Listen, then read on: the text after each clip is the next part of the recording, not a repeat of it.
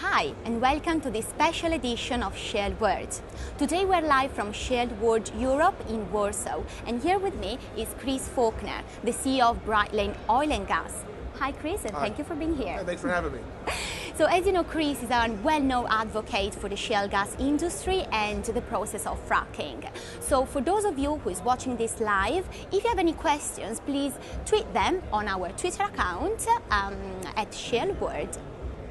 So to start with, Chris, and talking about the shale gas developments in Europe, Sure. How realistic is commercial production from shale, and what does the industry need to do to get this right and to get it done?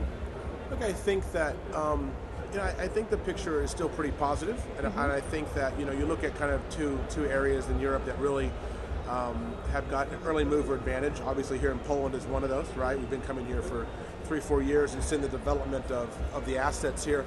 I think that the United Kingdom now has definitely made lots of progress in a very short amount of time. So if I had my gambling hat on, I would say that the United Kingdom will have probably the first commercial production levels of shale gas. I think that you look at infrastructure, the history of developing oil and gas in the North Sea. Definitely. You've got lots of knowledge, lots of equipment there. The regulatory framework, you were seeing sort of a back and forth, politically driven type of conversation, which to be expected, right? Yeah. Where some folks are against it, some folks are for it. We had now had a pretty big movement over the summertime in Balcombe in Sussex County, where a big anti-fracking movement taking place. So I think it will happen. I think the still unknown is in what time frame, right? Most of these frontier plays take about a decade to develop. Took 20 years in the United States. So people discount the fact that we spent 2 decades, building an evolutionary process of the to have this revolution take place. So I think that we're probably still 5+ years away from having any kind of commercial production, and I think what's standing in the way. And you think the first production would be in the UK? If I was a betting man, I would say so, because I think that the reason we're here in Poland now and we're seeing some pullback from mid to large independents and or majors, I think is there's some political uncertainty that's taking place in Poland where a lot of people are uneasy about continuing to invest money. It's not a cheap process to drill all these wells, and so I think you have to build an environment where us as oil companies feel confident that the money we're going to put into the ground can be successfully taken out of the ground and sold to the market. And if regulation is unknown, I think there's a lot of fear. That how fast, big majors. Yeah, how can we develop it and how fast, and more importantly, how do we monetize the assets, right?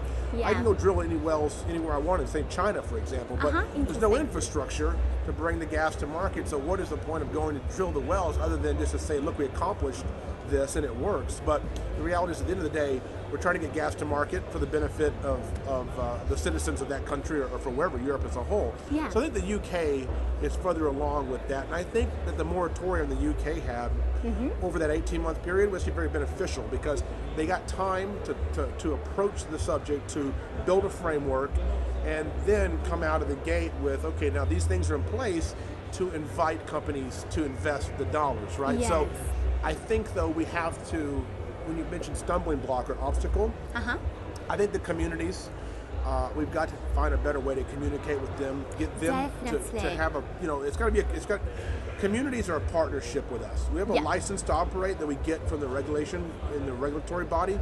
We also have to have a license to operate by the communities, and that's a soft license where they have to say, look, we're okay with this. We understand what you're doing, and we think that we can go forward together and do this. If we don't have that, it ends up back like the United States was in 2008. Yeah. We see more Balcombs of 2014, and that's the concern.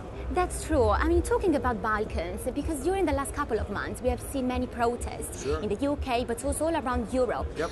So what do you think, how operators can get the buy-in from local communities and general public? When I was here in Poland in 2010, and this was early days, the first year of this conference, and we were talking to people, and even at that time, the operators here, I think, were smart, because they were going out and meeting with villagers, meeting with the communities out of Warsaw, in these rural areas, right? And they were talking to people, and they were explaining to them the process, they were explaining to them the procedures and the safety mechanisms we use, and they were explaining how all of this work from soup to nuts, start to finish. And it was more of a grassroots effort. And I actually took that idea, I stole it, And I went back to the United States, and we actually utilize that, and we do that in these areas out in Texas and wherever we drill out, where a lot of these communities still have the not in my backyard kind of theory that, look, we're not okay with this, we don't understand it. And I think it goes down to grassroots, to having community relations efforts that take place.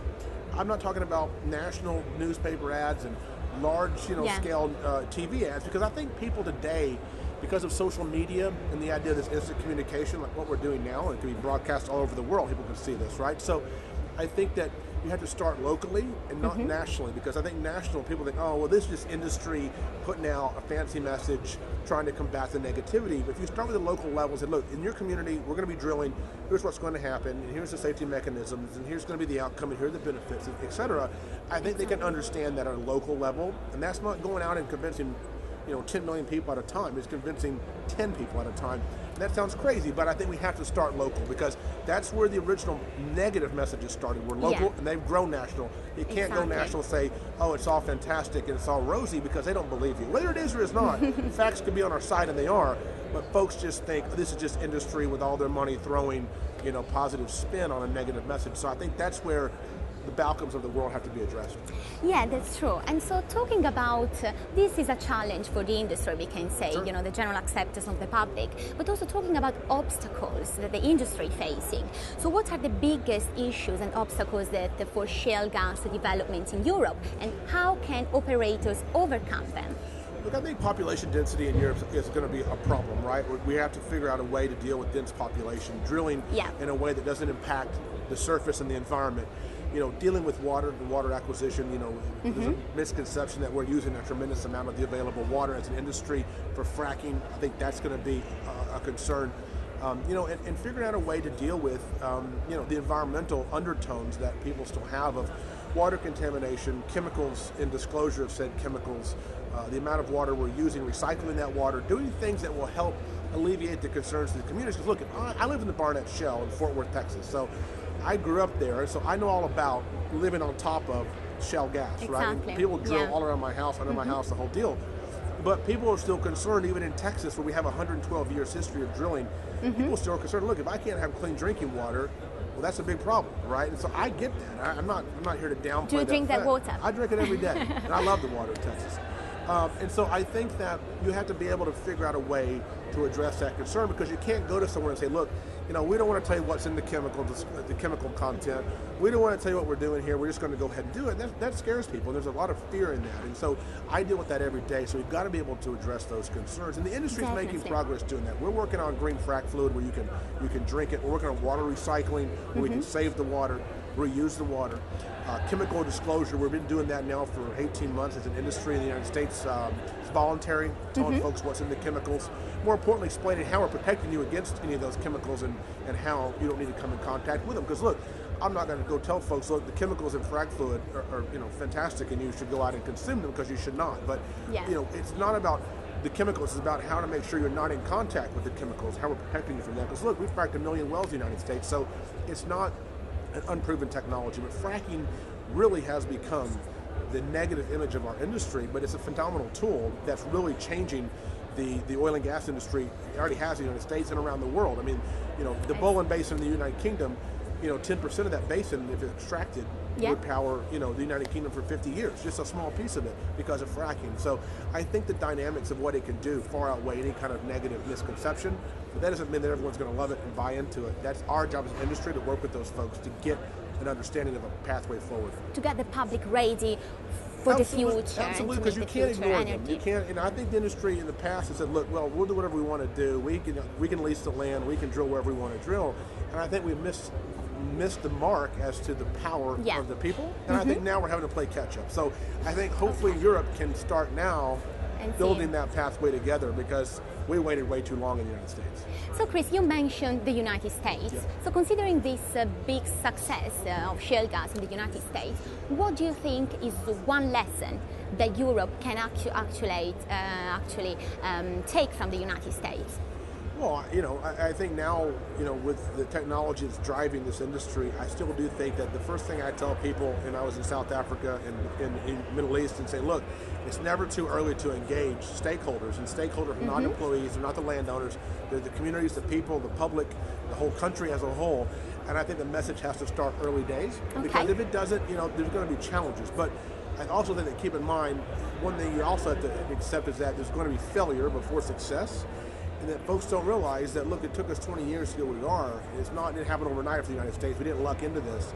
So I think that we also have to realize that what happened in the United States is probably not replicatable outside of the United States, because it's a perfect storm of things, and regulation and incentivized. And geology as well. Geology was different.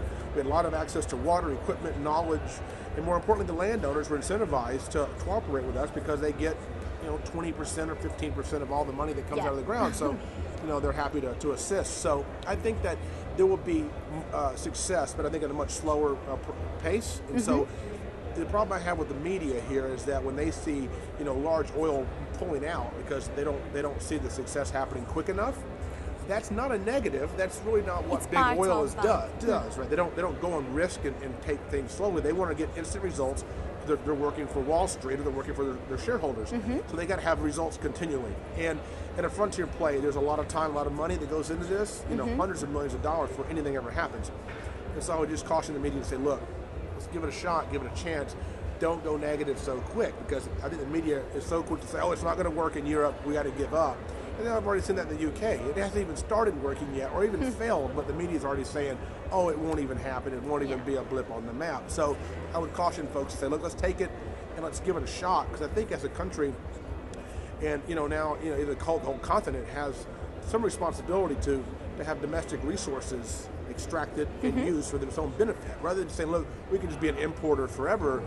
Look, those days may be challenging, because all the other countries around the world want to be importers. At the end of the day, there's only so many resources. So if you have them here, you have them in the UK or in Ukraine or Lithuania, I think those countries have a responsibility to try to find a way to extract them for their domestic purposes first. And if they have the excess, great, they could export those. And if not, at least they're helping fulfill their own domestic needs. I think the citizens should understand that's for their benefit first, and then others second.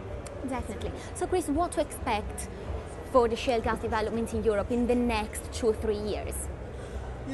My guess, much of the same. I think that, the next 3 years will be more exploration, drilling more stratigraphic wells, taking cores, understanding the rock and the geology. I think we'll continue to ramp the development of the assets, but I don't think it will be an explosion or an overnight boom. And I would think in the next 12 to 18 months, a lot of the undertones of environmental concern will still be a factor that as an industry we have to deal with. But I think that, I hope that people begin to realize that there's a massive resource in many, many EU countries, and that there's a way to develop those resources where they're environmentally safe, and that we can do them safely for the people living in those countries.